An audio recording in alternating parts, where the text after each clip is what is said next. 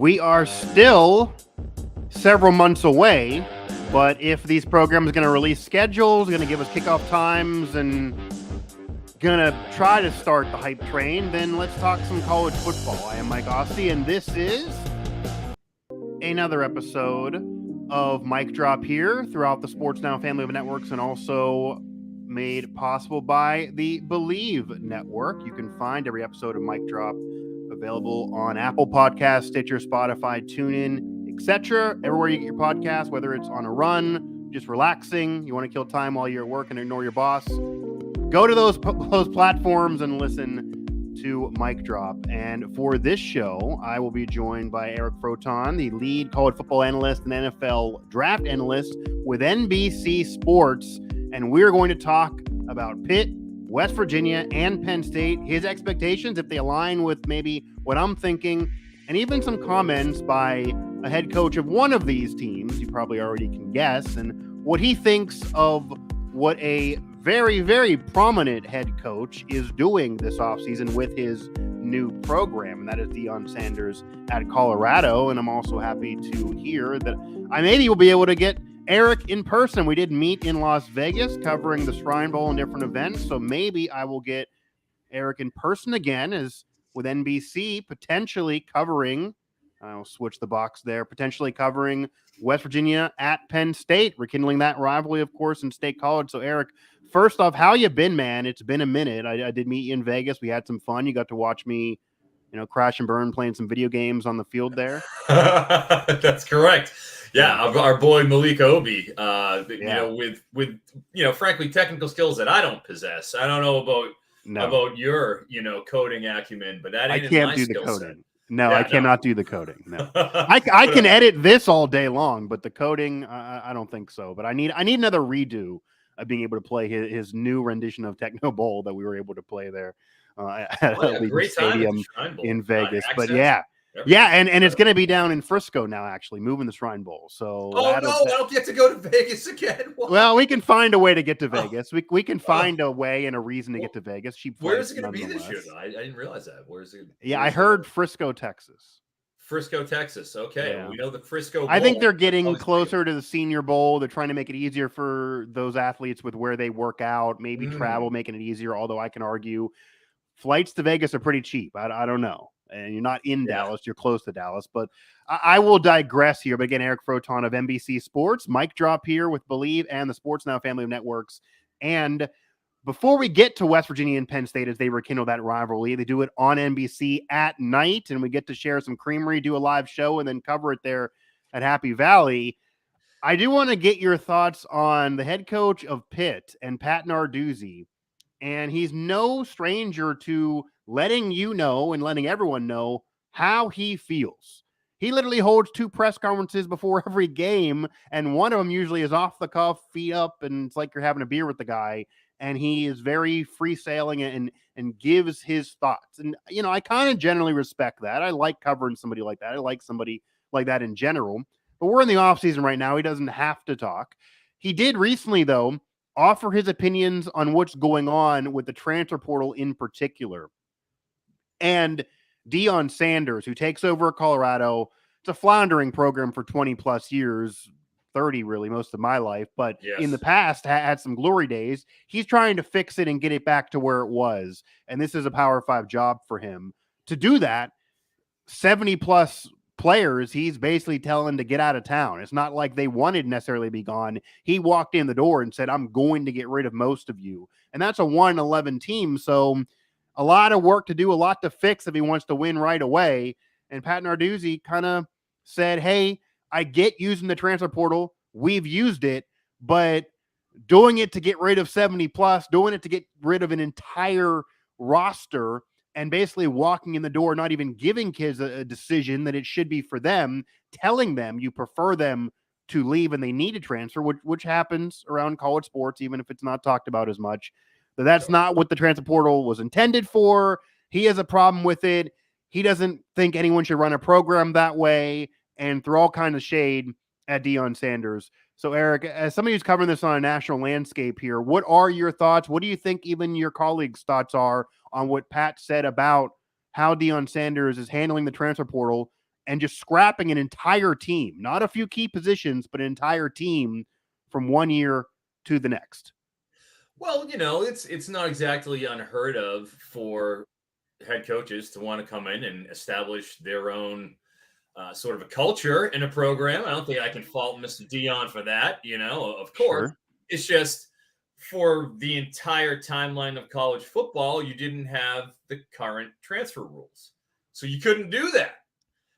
And even to be able to do it, coaches switch schools all the time. It's not like he's the only coach switching schools. Yeah. A lot of coaches would love to do that if they could, and just take all the sub 3, 4-star players, say, okay, you're out, and we'll just bring in a whole new. I mean, they would love to do that, but you can't, because one, you couldn't before, but two, you don't have the magnetism of Deion Sanders. I don't.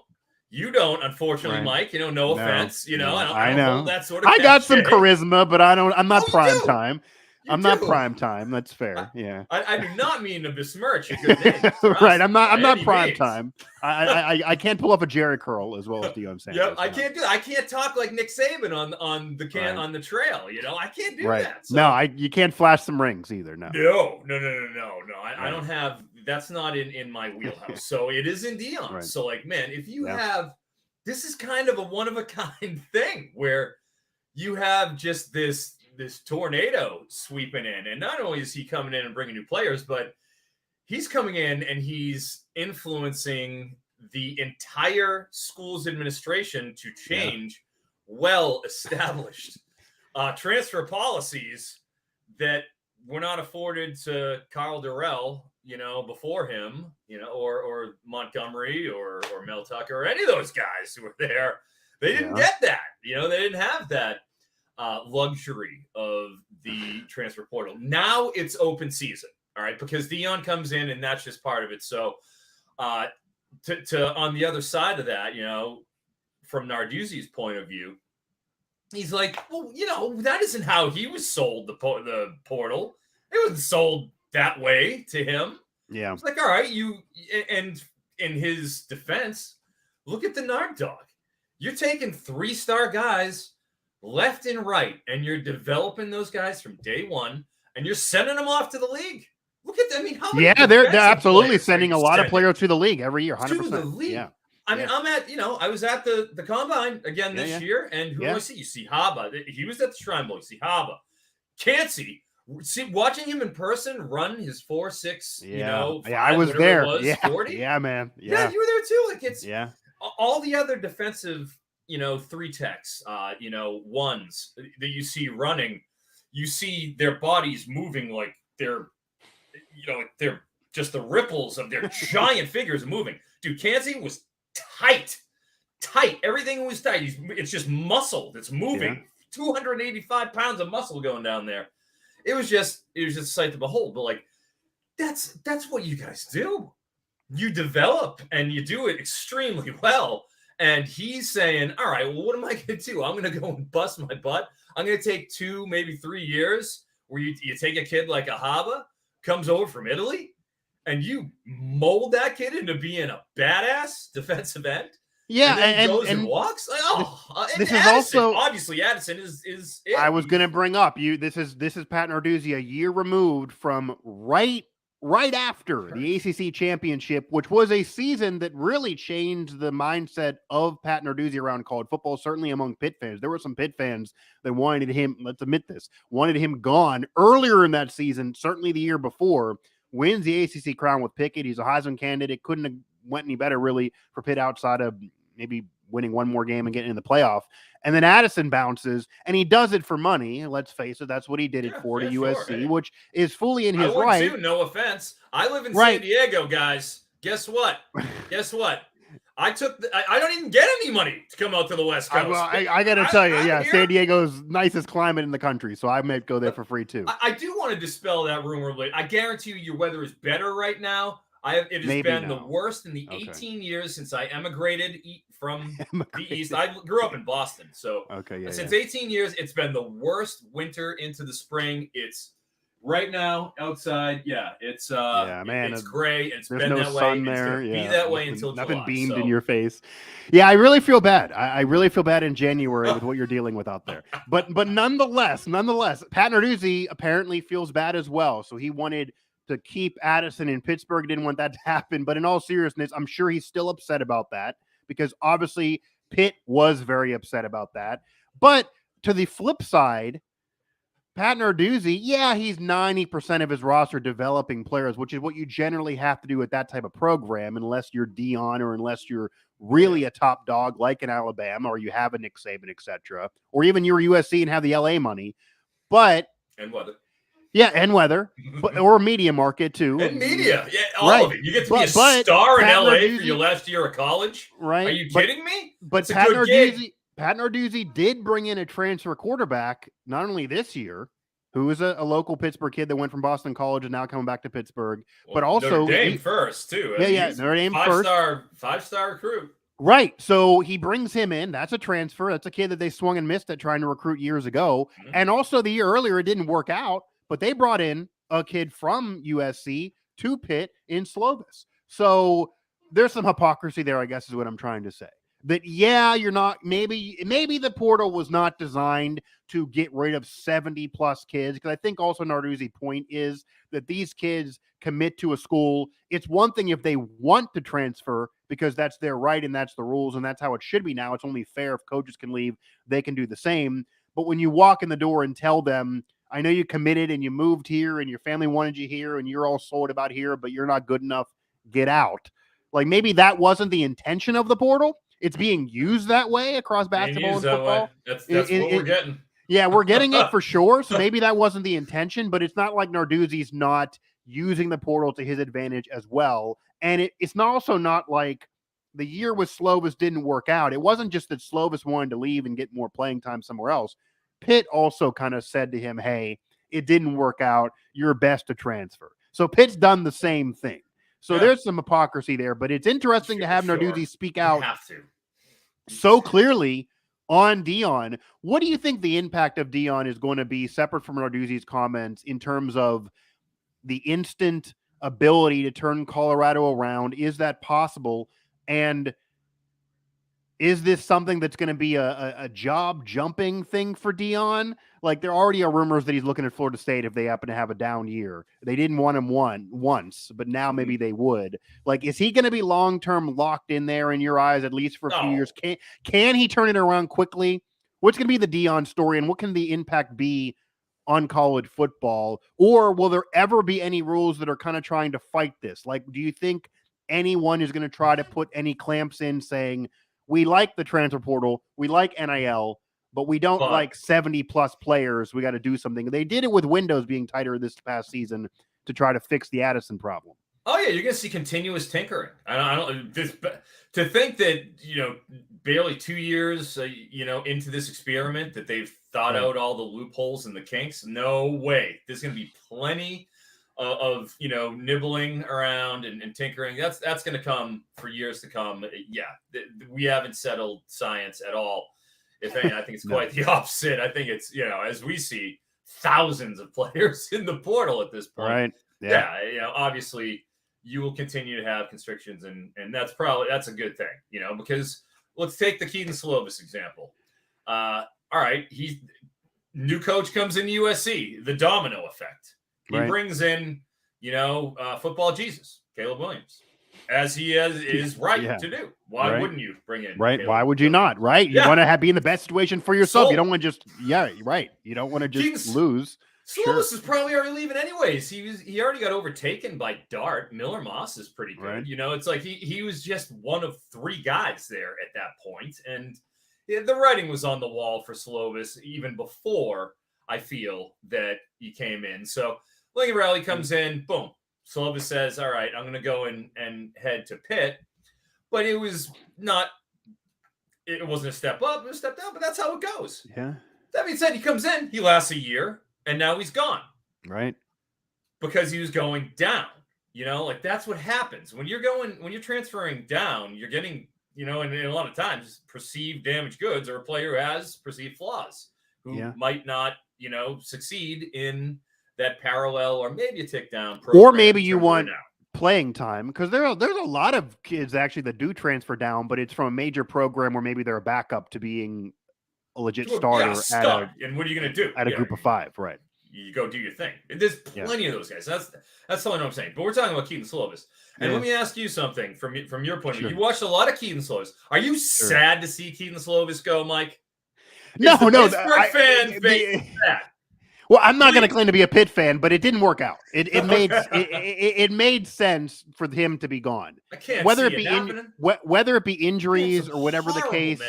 It didn't work out. And honestly, even the flip side, JT Daniels, the same thing happened at West Virginia. Came there looking to save everyone. He was looking to save himself, looking to get enough value to go to the NFL. That was clearly his plan.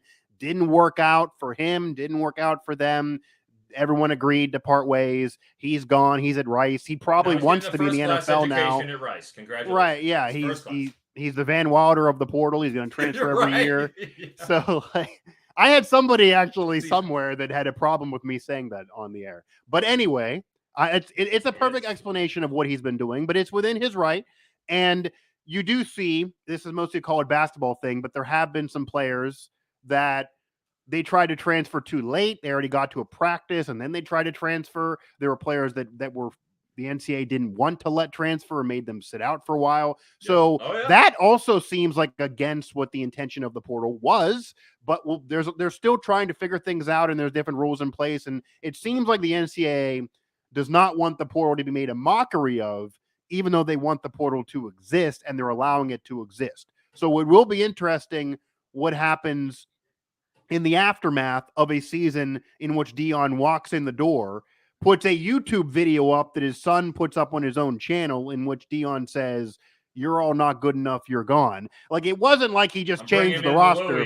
Yeah, like, right. He didn't just change the roster. He kind of did make a mockery of those players and the portal. So I just wonder what would happen from that. They've already tried to tighten things up a little bit with windows, making Jose Perez wasn't allowed to play last year. West Virginia had to sit out, and now he's going to come back next year. Those things could occur, so we'll see. But it's just interesting to have a head coach speak out against it, and that's what Narduzzi does. That's what Narduzzi's been doing, and that's what Narduzzi's going to do. Mic drop here on the Believe Network, Sports Now family of networks. Mike Asti, Eric Froton here, lead college football analyst and NFL draft analyst. And Eric, we're now going to slide into Pat Narduzzi's team, the Pitt Panthers. They win the ACC a couple years ago. They have a Heisman candidate. They kind of do it as a surprise. A lot of veterans there. This past year, a lot of NFL prospects again, but they didn't have the year they thought they were going to have. They certainly weren't a national contender, even though it was a good year, and they do make a bowl game, and they're able to win that bowl game. They didn't win the major bowl game a year earlier after the ACC title year. It's another year with expectations, even though it's another year with a new transfer quarterback, a little bit of a younger roster, an offensive line that didn't play as well as they were supposed to last year, that has pressure to do it again this year. DraftKings and other sports books have them at 6.5 right now in terms of an over-under for wins. I would imagine, knowing Pitt and the program and what they think of themselves now after winning the ACC a couple years ago, that 6.5, if they go 7 or lower, they're not going to be satisfied. But what's your view of what to expect from the Pitt program this year with, once again, a new transfer quarterback? I'll tell you, they don't get any help from the schedule now, do they? Right. You know, when you're going to go and you're going to have a fun game at West Virginia, that's a rivalry on the road. Everybody enjoys that. That's on the road, you know, you got a limp in West Virginia. At least that's kind of the perception. Right. And you got to go on the road to Morgantown. Nobody wants to do that.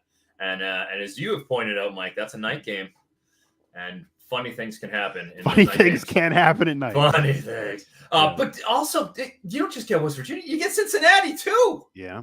Like, oh man, do you really want to do that?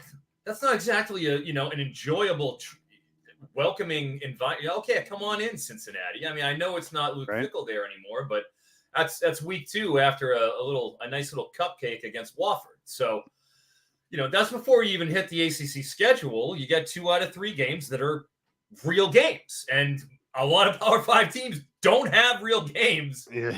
Especially even some of the big schools don't have those games. You're playing exclusively G5 FCS teams. in those the beneath games. But then you go, North Carolina at home. You got a Heisman candidate quarterback. They bring in Nate McCollum from Georgia Tech, who's a great slot receiver guy I love and his return man. You got Tez Walker coming over there from the MAC. Oh boy, that's going to be a good offense. Then you go to Virginia Tech. You've got to feel all right. But hell, again, you're going to Virginia Tech. A lot of their big games are on the road. Place to play. You don't want to be there. And then you host Louisville. Okay, changing over. All right. At Wake. At Notre Dame. Bringing in Florida State's the favorite to win the ACC right now. All right. So one of your home games is against Florida State. Delightful. At least you got Syracuse coming in. That's a good time. And then and Boston College. That helps. And you travel to Duke, which would be a coin flip. Because, hey, props to Mike Elko. Riley Leonard, really good quarterback. That's a good team, guys. That's a real good team. So I'm eyeballing it here. I'm leaning over. Okay. But I don't love Jurkovec. That's a big problem for me. Well, see, I feel like the driving force of the season. It did not work out with Slovis, and that's why a lot of Pitt fans feel like the year didn't go the way they wanted it to go, and whether he was hurt or not, it's a different conversation. But Jurkovec's now there. He's a local kid. It's taken him a journey to get there. You feel like he's a veteran, established QB. They don't have the weapons they had a couple years ago with Pickett. Why do you not like him? Well, two-time cast-off, went from Notre Dame, lost out to Ian Book, then got over-recruited with Tyler Buckner there, who's now at Alabama. Goes over to BC, where Jeff Hafley takes over. Defensive coach, Frank Signetti, former, brings in an NFL guy. Hafley was the DC at Ohio State, so, he was an extremely well-qualified guy to go in. So, I have really high hopes, and he's working with Zay Flowers. So, he looked... First season, I thought there was real NFL potential. He looked, his arm is there. Okay. But I feel like defense is kind of smartened up to him in terms of, I don't think he makes good decisions a lot of times. And that's really what I think kind of came to the forefront. 2 years ago, breaks his hand. That was awful. You can throw away 2021. That was out, it hurts. Comes back in 2022, and I expected to see the 2020 Jurkovec. We didn't get it, and there's a reason why he isn't at BC anymore, and Moorhead outplayed him, and that's, a fairly nondescript three-star young guy. A lot of Pitt fans, it's polarizing. They're either excited or they didn't want to change, and they wanted to there was even some Pitt fans that actually wanted Patty to get a shot. But to be fair, I thought Patty was all right in the bowl game. Right. He's elusive. He's got some moxie. Speaking of cakes, I didn't mind him. Yeah. Speaking of the transfer portal, Patty probably should have transferred out too. Christian Villieu, and that's the other thing that kind of makes me feel better. Patty he actually looked okay to me. Yeah. There were some that thought Patty was a dog. That was the exact quote I heard. But he kept staying loyal. He probably should have transferred out 2 years ago. Use the portal if you want to play. But anyway, he stayed loyal. But there's a polarizing effect of Jurkovec coming in, and I think a lot of people are losing sight of what you just said. It's not like he's coming in to do this, LeBron James back to Cleveland thing. I'm going to do it for the hometown hero. Right. He's basically taking an opportunity to be at a major program in a Power 5 still and increase his value and fix what got messed up before. If that didn't get messed up, he probably would never have played for Pitt. He's not doing them a favor. He's trying to help himself too. Absolutely. It is a symbiotic relationship here with Jurkovec. Right. Keep in mind, people, all right? I want you to, I'm not just pulling this out of thin air. He completed 59% of his passes, all right? He's under 60%, red flag right away. Yeah, barely, but he's under 60. Yeah, brutal. 59. Yeah, 8 to 13 big time throw to turnover worthy play rate. Yikes! Yeah, and a 55 passing grade. I am not a PFF is end all be all type of guy, but look, those are not promising marks, and they've gotten. Yeah. The year before, he had a 72 passing grade. He just wasn't good. He's got, and that's kind of what I was getting to is. Yeah. His development stalled, and he wasn't making good decisions is what my problem was when I'm watching him, and I'm watching his eyes and what he's going with. And he's got a first-round superstar who we got to see at the Shrine Bowl in person Zay Flowers rocked up, putting 10 pounds on in the offseason, and he looks incredible. Yeah, he does. And everybody's raving about him. And he's a first-round talent. And you can't have a big season with him? All right, I'm sorry. Right. I don't mean to put a bucket of water on this whole thing, but, hey, you lost Jared Wayne too, right? He's gone. I like Bub Means. I thought he showed promise in the bowl, and I'm curious what you think a little bit, because he looks like he can fill the outside role, but I have concerns about Jurkovec.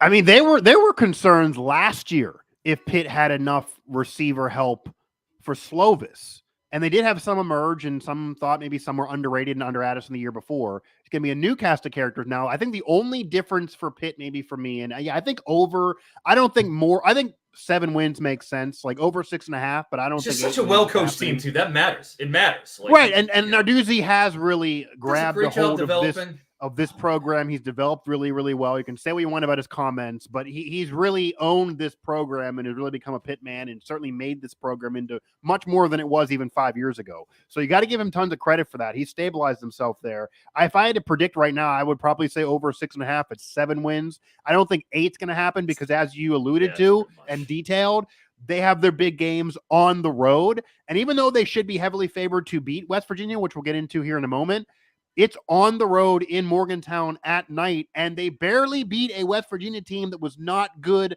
last year at home. So West Virginia could have won that game.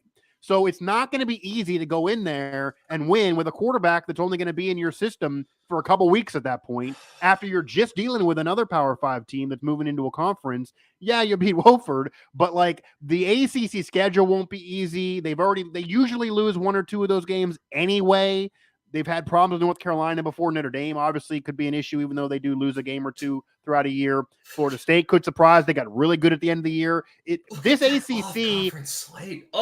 Last year, and even the year that Pitt won the ACC, and even last year a little bit, and this is what they should do. They took advantage of a major conference being a little down. Florida State's been down for a while. Miami's been disappointing for a while. Yeah. Clemson's been less than what they've been. Clemson's been. Yeah, right. They dodged Clemson this year. That's good. Right. You don't have to play Clemson, but still, Clemson is going to be back this year. Florida State should be really, really good. Miami should be better this year. You don't have all of them on the schedule, but the difference is that unlike last year and every other year, you were able to come out of a division of the Coastal, and all you had to do was beat the Coastal teams. That's it. Doesn't matter your overall record. And then you're in the conference championship game. That's also gone.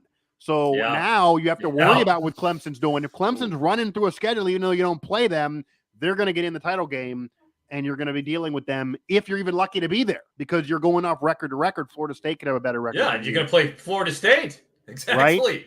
Right. Ooh. So it will not be easy for Pitt by any means, and it will start off difficult for Pitt. So we will see what they do. Maybe they'll give you more of a ground and pound team, though. They actually had some success on the ground last year that could save them from having to worry about what a quarterback does. Eric Froton, one layup, one non-Power 5 team in your whole schedule. Yeah, and Eric, now we're going to move in again. Eric Froton of NBC Sports. Mic drop here on the Believe Network throughout Apple Podcast, Stitcher, Spotify, TuneIn, etc., and Pittsburgh Sports Now, West Virginia Sports Now, and Nittany Sports Now, or a Sports Now family of networks where we have coverage of all of these teams.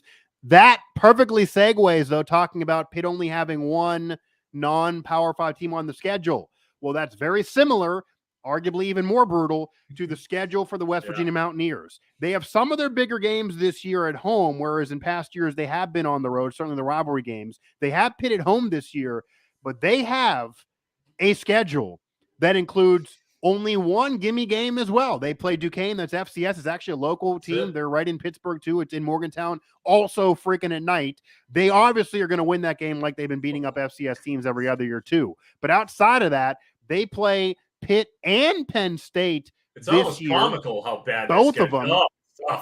Like the schedule in the last couple of years has included multiple non-conference Power 5 historic rivals. They did beat Virginia Tech twice, but you lose to Pitt. It's not easy at all. They lost to Maryland those games recently, even though they're a similar program. You get in this year, you have to start the season. Now, you don't get Wolford first. You don't get Duquesne first. You start the year week 1 on the road. We're going to be there in Happy Valley, 100K, hardest place to play, arguably one of the hardest places to play, the defending Rose Bowl champs. They got high expectations here. We'll get to them later. It's not going to be easy either, even though a new roster. That's week 1 for you. You then get Duquesne, but then you got Pitt. They're at home, but that's still a Pitt team that's been better than you in recent years for sure, and it won't be easy at all. Solid program. And then you go into conference play, and they had their problems with conference play last year, and you're figuring to lose a couple games there. Last year, the Big 12, say what you want about the Big 12, they had 5 ranked teams, and TCU made the playoff. Don't hate on the Big 12. Do not hate on the Big 12. TCU made the playoff. Not my presence. They went through the playoff, and they at least got to the championship game, even though they kind of got embarrassed there. So the Big 12 was not in any way bad last year. No. If it's going to be similar again, and this is going to be a 14-team gauntlet conference with Oklahoma and Texas still in there, and then you're adding Cincinnati, BYU, UCF, etc., Houston. It's not going to be easy at all in conference, but then you have those games outside of conference. West Virginia right now is being pegged at an over-under of 4.5. And obviously, we don't even need to debate him. If that happens, they will then fire Neil Brown and move on. Ren Baker came on my show and said it was a year evaluation. He wouldn't give me a win total, but I'm going to guess it's ahead of 4.5 and 5. You're going to have to go over to keep your job. There's no two ways about it. What's a reasonable season that you can expect from West Virginia? There are a lot of people really, really down. There are some of your colleagues even saying that 4.5 being generous, and this team might win 2 games. It might be the worst season in 150 plus years of West Virginia football, which is the 15th winningest program ever. That would be insane. That, could they potentially exceed 4.5 and actually have a solid year that gets into a bowl game where they should expect to be normally? Well, like you say, again, it's the lack of gimme factor. That's an issue. Yeah, but the one thing they do have going for them, you have to remember, they do have all those teams that are coming up. They get all the newbies, at least, to the Big 12. They get Cincinnati at home. They get BYU at home. Yeah. They go away to UCF in the bounce house, and they go to Houston. But they play all 4 of them at least. So, those are AAC moving up teams. So that's your saving grace. That's what the bulls in the market can hang their hat on. That and obviously Duquesne. But then obviously no offense, I got to look at Penn State and Pittsburgh as a pair of L's. Yeah. So you're coming out of the early non-con or the straight non-con, at 1 and 2. Texas Tech. You get them at home, but dude, this is Texas Tech year 2 of Joey McGuire. And West Virginia can't beat Texas Tech. They haven't been able to beat them in recent years. Right. And not just Joey McGuire, who's a very respected.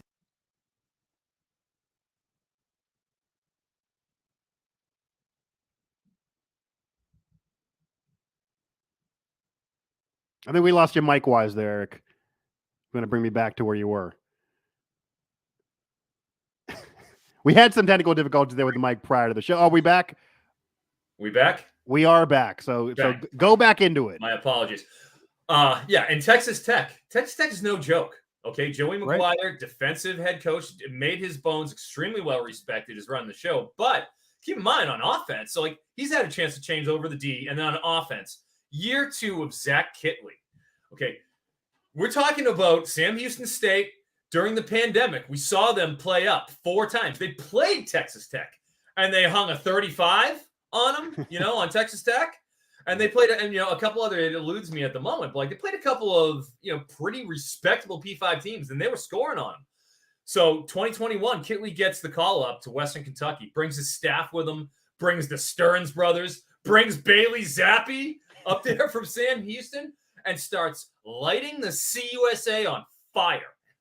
That's the guy that Texas Tech has in town now. And he's already had his year 0 of resetting. They go and they bring in Dre McCray, who's a 2-time All-American. All right. At the FCS level, they bring him in to play that valuable slot role. Jerran Bradley's in year 2 on the outside. Xavier White has been in there and proven himself already. You have 2 seasoned quarterbacks that are in that system. The Houston QB Donovan Smith's already been headed out. Bottom line is, year 2 Texas Tech is a team I believe in. That's a problem. Okay. At TCU, all right. At Houston, all right. All right, you got a shot there. Yeah, that's the Dana Holgerson Bowl, and Houston's not been good. They've not been good the last few years, but they do score. They score a lot of points. But they're turning over. No Nathaniel Dell. They do. Right? Yeah. Big time weapon. Number 1 receiver in all of college football last year. As a college fantasy guy myself. It was Dell. Yeah. Clayton Tune also. Fun fact, Clayton Tune, highest PFF rating, also second highest grade under pressure in the entire college football landscape last year was Clayton Tune. So they're not just losing a couple of guys, losing a couple of studs, a couple of legit dudes, and a 4-year starter in Tune. So, like, you're talking about a reset. Does Donovan Smith transfer down from Texas Tech? Yeah. But who's he throwing to? Like, I like Sam Brown. I'm okay, but this is going to be not as good a team as they were last year. I just can't see that happening. Oklahoma State, again, you got a shot against Oklahoma State at home. Again, a turning over team. I don't know. Beat him last year on the road. Yeah. Is it going to be British comedy legend Alan Bowman? Old friend Alan Bowman from Texas Tech to Michigan we're talking a circuitous route back to the Big 12, or is it going to be Garrett Rangel? Like that, I watched plenty of Garrett Rangel. You know what I did when Garrett Rangel started for Oklahoma State? I went to DraftKings, and I looked at DraftKings, and they listed everybody who was a receiver for Oklahoma State. We like DraftKings, by the way. We got to deal with DraftKings. Sports Now and Believe. We're big DraftKings guys here. Sky. Yeah. During college football season, it does. Yes, I know all about it. Rains from the sky. Garrett Rangel starts, and they list all their wide receivers in the 50s for yardage. I went and blanketed all those guys. I put out a video telling the world to blanket them, and money rained from the sky when Garrett Rangel started. So I don't have any confidence in that particular quarterback room, and that's an issue because they lost, last year, their ace defensive coordinator. Jim Knowles went over to Ohio State, so they're recharging everything. Everything's turning over there, right? Sans mullet. At UCF, we know what's going on there with Gus and what have you. That's a pretty good team, even though it's coming from AAC. I think it's going to be a tougher game than Houston because you do have Plumlee. You have very experienced receiver core. You got a great running back in RJ Harvey and a good, solid, experienced offensive line. I think they returned 4 starters. Versus BYU, old friend Keaton Slovis. I don't think Keaton Slovis is that good at all. That's right. By Puka Nacua, that's a problem. Out goes really good running back that they had. Brooks is gone now. They've replaced him with Aiden Robbins. You got a shot there. You're not beating at Oklahoma. I know they were down last year. I think they're humming in year 2. Yeah, West Virginia did beat them last year, first time since the bowl game, doing it in the Big 12. But Oklahoma's not going to be down back to back. They're not going to be down back to back years. Then you have Cincinnati, which Cincinnati's not what they were a couple years ago last year, but you got a shot. And then Baylor, West Virginia also beat Baylor last year too. That's another one of those games where you're going to have a lot of points. Baylor will turn it over, though. And this all comes down to a decision that, unlike what West Virginia has been doing in recent years and most teams have been doing, where they went ahead and brought in Austin Kendall. They went ahead and brought in JT Daniels. Neil Brown, in his make-or-break year for his 5th year with the program, and it's one of the worst 5-year periods in the history of the program, that he decided to go with the incumbent players and have a battle and not bring in a veteran transfer player. It's going to be Garrett Green or it's going to be Nico Markell. And Nico's a former 4-star from Arizona. Garrett Green's been there a while. The fan base is pretty split. I would guess, from what I know, that I think Garrett Green's going to probably start. He's the more experienced player. He did play most of those games that were wins last year. They're both dual threat QBs. They both have looked good at times in the offseason. Garrett looked a lot better in the spring game. I think that might be an edge for him. But you're then playing the mental war games, though. If you don't have Nico play now, like he's clearly going to transfer. He can't just never play. So then you lose him forever. There's a reason why Garrett hasn't played and been a starter to this point. He hasn't, prior to this year, looked that great in practices. So who knows? But that decision, that decision will really hinge on what this program does. But the schedule's not easy.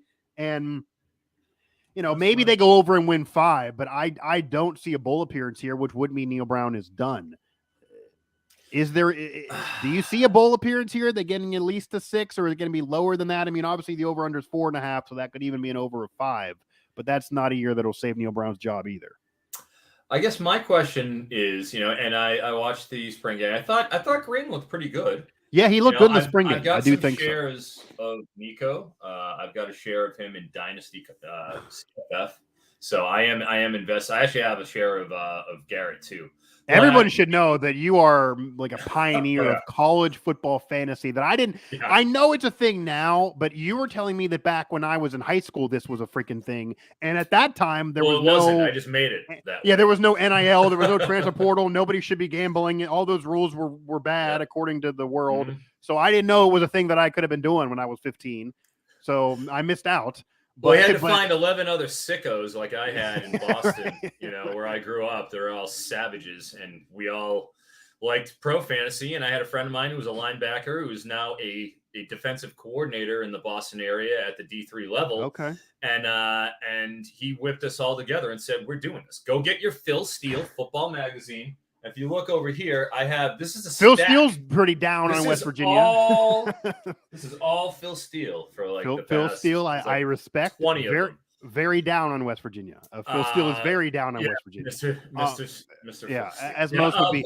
If you watched the spring game though, did you? I did. I liked him. And, so would it outside of Garrett Green though? Because he can run, and it's about whether he can run and throw. The benefit for him could be the offensive line and experience, at least at the anchor positions. They have a real strong depth of running back. Not nearly as much as the last few years. They haven't really not lost I expected more. Yeah, honestly, when I was going through it. A lot of it's just depth. They lost Tony Mathis, but if CJ Donaldson is healthy all year, it's not going to be a big deal. So no loss. What have you noticed from the running game with so many running backs? CJ Donaldson now going to be the number one. Even the receivers, they bring in a whole new cast of characters with Devin Carter expected to be the number one. And then even Cole Taylor, who never could get an opportunity at LSU in the SEC, but Neil Brown refers to him as open by birth. The guy's a big man, and if his hands can get better, he's going to be utilized in the passing game. Any thoughts that any of those transfer additions could actually be the driving force of this team, even if not the QB? Like, what do you think of those moves and those players? Well, it had to be done. You had to do it. Look at James, gone. BF Dubs, gone. We saw him at the Shrine Bowl. Prather, Maryland. Yeah. Reese Smith, gone. O'Loughlin, gone. There's another tight end. There's Mathis, gone. Okay. There's no getting a bunch of freshmen and just developing them now for Neil Brown. If he doesn't do it now, he's gone. So Devin Carter, why not coming out of NC State? He's a guy, I actually do have a share of him in fantasy. And why wouldn't you? Big-bodied receiver. He had, 2 years ago against Clemson, all the West Virginia faithful, I would go back to 21 in their game against Clemson, where he had a incredible game. And that's back when, Devin Leary, was really getting huge. Watch that game. And that's really what you'll see out of Devin Carter is he worked over Andrew Booth, who was, I believe, the first or very, very early second round cornerback. He plays for the Vikings now. He was a first rounder. And watch the way that he works the sidelines, downfield, creating separation at the top of the route stem.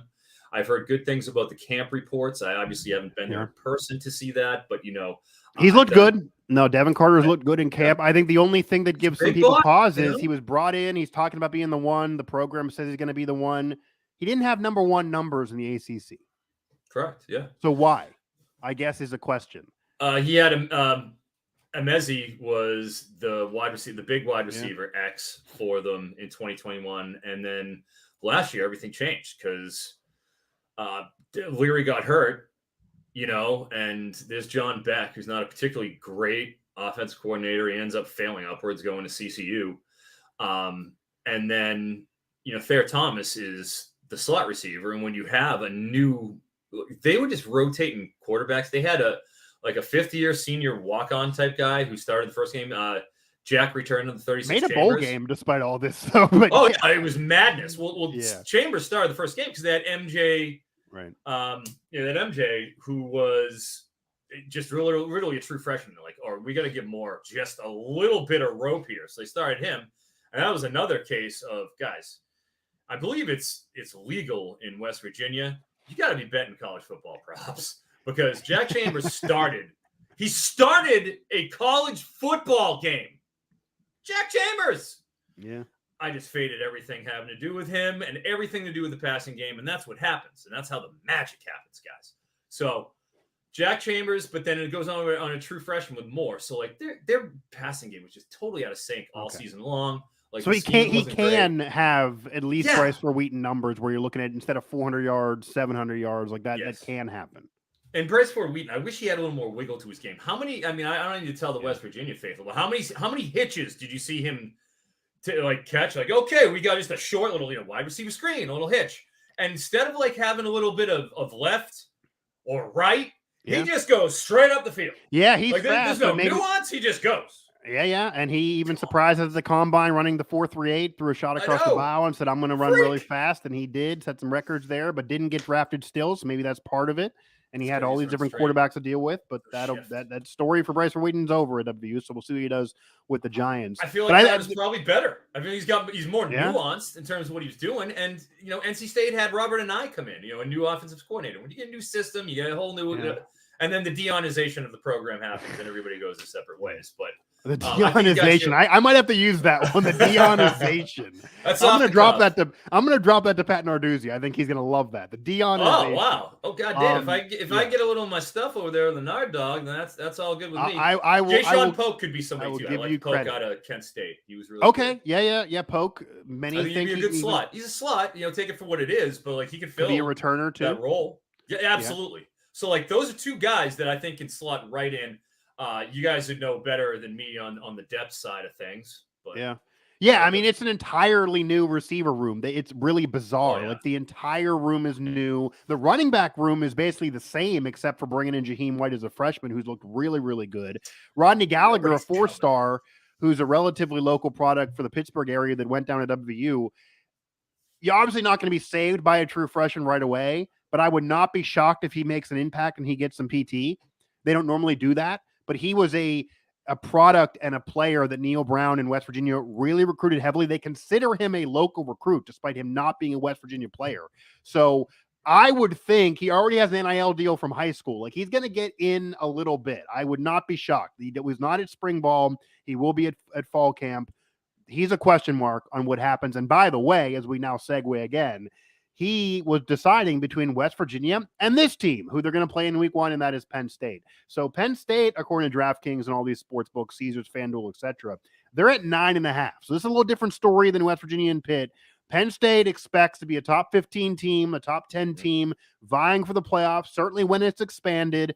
They won a Rose Bowl last year, but they lost to their rivals. They lost to Michigan. They lost to Ohio State. A lot of fans are still upset about it because you can't just lose those games every year despite winning the Rose Bowl. They do lose some veterans from last year, and they put some players in the NFL like P.J. Musterson, Mitchell Tinsley, etc. Even Sean Clifford, to be honest. What do you think of the Penn State Nittany Lions? As you're getting me a card or something here for the video part of the show. It's available with video and audio, but the video is just so much better when you get Eric Froton on the what do you think of Penn State, though, this year? I mean, they're obviously heavily favored against West Virginia. That is a home game. But the entire year is about, can they beat the rivals? Can they beat the top dogs? And can they get in the playoff? So can they? I love Penn State this year. Okay. I don't like them. I love them. Every single team that Penn State played last year that wasn't Michigan or Ohio State, they had like a 85% plus win expectancy. They just murdered every team that they play. Like, I thought, and I watched a lot of it, because obviously I'm doing the scouting, just so you know, just a little bit of what I do for NBC. I wrote all 210 plus of the defensive and offensive line player profiles that go up during the draft. A lot of work. 300 words each. I'm doing all it's like I'm watching I watched so much at Penn State tape. It's ridiculous. Okay. And I have shares. I have a big C2C share, campus to Canton, of Drew Aller. So I am invested in Drew Aller, and I am also invested, if you can see it here, in Nick Singleton. Now, what this is, what you're looking at, is that is a gold 1 of 50 You are a collector. Wow. Bowman University autograph. Wow. Nick Singleton. Now I have accrued under the glass too. Under the glass. Yeah. Right there, right in the trophy case. It's right behind me. I have a whole trophy case here.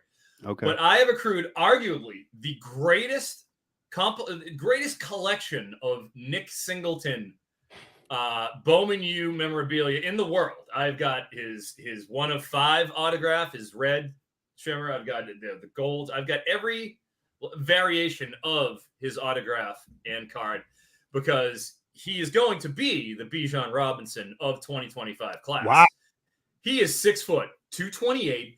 The guy is hitting home runs left and right. Like you don't see in terms of.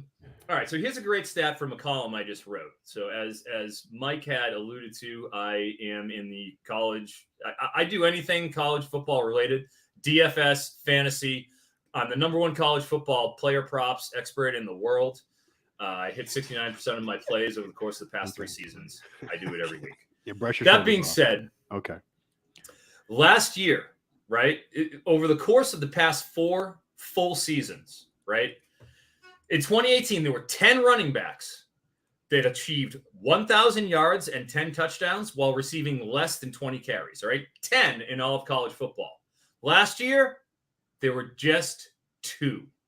That's the difference in just 5 years in how much teams are throwing the ball. So you just don't see low-volume running backs hitting these elite thresholds like you used to. Unless you're Bijan Robinson, right. Unless you're a god. But Bijan had over 200 carries. Yeah. The only 2 guys to hit that mark, the 1,010, under 200 carries last year, Zach Charbonnet, who was a 2nd-round pick. He was a 3rd running back taken and was absolutely incredible for UCLA, and Nick Singleton.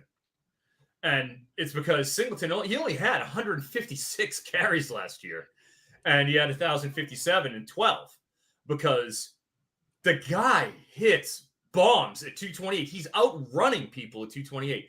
He doesn't just have good feet. Like he can follow the blocks, but he's got the long speed. Pairing him up with Katron Allen, a fellow true freshman, and Aller, like that backfield is going forward unabated, and it's going to be a problem. The only thing I'm really concerned, and you got Olafashanu, the #1. He would have been the #1 left tackle in this draft. He would have been a top 5 picks in the 2023 draft. Decided to come back because he knows that Penn State has got something, and they're going to go and dominate this year. I sincerely think. I'm not just saying. Like I have shares of Aller, I have all that. Yeah. I think Penn State. I think it could be their year. I think they could legitimately win the Big Ten this year. It's a changeover at Ohio State. You know, they're weak. They can finally get it all comes down to those games, as you know. Like Penn State is they're probably going to beat West Virginia. They should be able to beat a lot of these other Big Ten teams. Now, in past years, they have been upset occasionally by Illinois, and some of Maryland's been good in recent years. Like some of those teams could give them problems, but Penn State should win, and if they don't, it would be a big deal and a major upset. But the whole year comes down to Ohio State and Michigan. They couldn't beat them last year. Michigan got in the playoff. Ohio State's always dangling right there. This is the year they could finally catch them.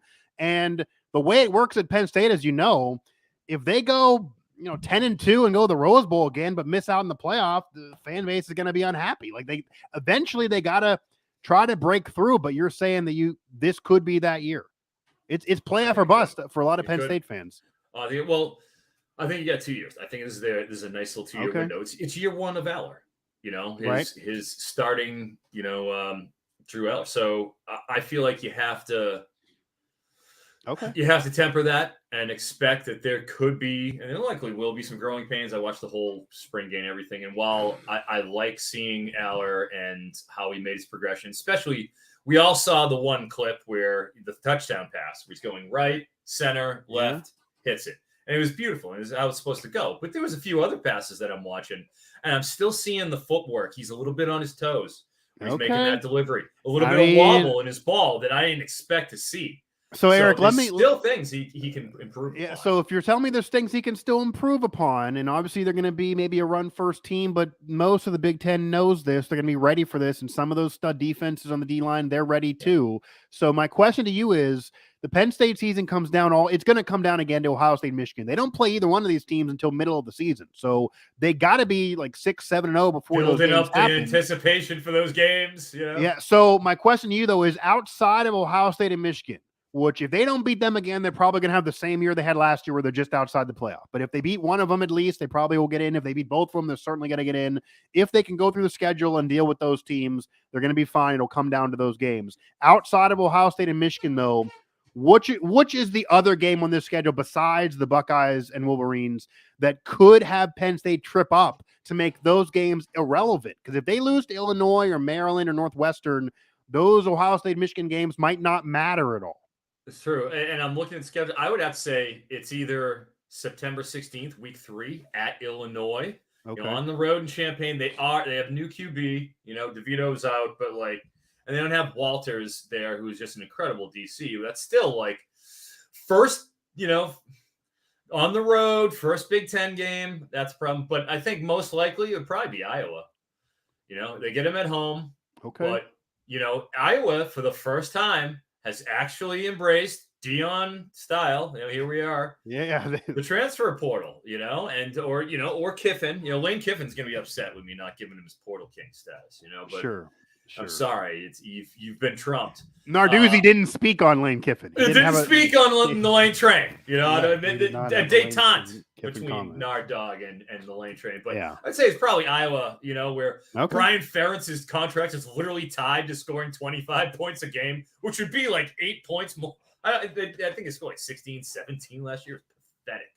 But, that's at least a team that has talent, has brought in some good guys. Could actually get some competent, at least steady QB play for the first time. Okay. Iowa's normally a good team. McNamara, he's not exciting, but McNamara's at least he can, hold the baseline. They can inhabit. The one I would point to could be later in the year, and it could be, I believe it's after they already play Ohio State. So they could have Ohio State where maybe they would somehow beat Ohio State, or even if they would lose, it's right before. So it's in the middle, Eric. You have Ohio State, then you have Indiana. Probably you're going to beat Indiana there. But right before Michigan, I do wonder if it's a trap game, and it's a veteran Maryland team that's been in a bowl game a few years in a row now. They're a veteran team. This is kind of the swan song for this cast of characters, but they are maybe the most veteran senior rated team in the Big Ten. I'm not saying they're going to go ahead and win 10 games. They should at least win 7 or 8 again. And they maybe could surprise some teams. They were close to some upsets last year. They mostly took advantage of FCS teams to get in the bowl, but that's right before Michigan, after Ohio State. So whether you beat the Buckeyes or not, you can get up or down, and Maryland has a real veteran team. That could be a trip up in a trap game right before Michigan and ruin kind of the whole hype train in what Penn State, Michigan could be. So if that happens, remember this show, and I will brush my shoulders off. That's where I'm going right now. If they're going to get tripped up, I think it could be there, but it could be a special year for Penn State for sure. Eric, I appreciate the time. It was great catching up with you. This was the first virtual for us. We did a lot in person at the Shrine Bowl and the Combine. So I'm hoping to see you in early September in Happy Valley. I hope so. I'll be in touch, Mike. Obviously, I'm going to try to make that. I think I'm going to do it, and we'll obviously get to hang out in the press box. You'd show me around the place. I haven't been to Beaver Stadium yet, so. Okay, man, it is fantastic. I will definitely show you around. We'll definitely be there. Regardless, we'll do one of these shows before the season, maybe there as well. Absolutely. So, Eric, I definitely appreciate it, man. Thank you, Mike. Take it easy, brother. All right. So again, Eric Froton of NBC Sports. He is their lead college football and NFL draft analyst. He is mediocre on Pitt, kind of feeling like they're going to be what they are. He is maybe, as everybody else, down on the West Virginia Mountaineers. And the schedule's not favorable. And who knows? Maybe they'll get lucky and win more. If it's not a bowl season, though, Neil Brown is gone. And he knows that too. And then he is very, very high on Penn State, maybe higher than some, but there are expectations this year that it's playoff or bust after a Rose Bowl year. They got to beat the rivals regardless of what else they do. Eric, very, very high on the Nittany Lions, and thinks 9.5 might be low, and then they could go 10 plus again, if not 11, which then you get 11, you lose one. They can probably afford to lose one of those Ohio State and Michigan games. They're going to have one of the tougher schedules in terms of maybe quality losses if you have to have that argument of the year. But they got to beat one of them. They got to beat one of them. And they can't lose the other games. So we'll see if they get trapped or not. Again, you can check out every episode of Mic Drop here throughout the Believe Network, also Apple Podcast, Stitcher, Spotify, TuneIn, etc. You can find the Pitt coverage at Pittsburgh Sports Now, the West Virginia coverage. I am on the WV Beat at WV Sports Now, and of course our Penn State coverage throughout the Sports Now family of networks at Nittany Sports Now. The odds here were thanks to DraftKings, so daps to DraftKings, of course, one of our betting partners throughout the Sports Now family networks, and also someone that we work with throughout Believe network properties as well. Again, thanks to Eric Froton of NBC Sports. I am Mike Asti, and we are months away, but I am already excited for the new college football season.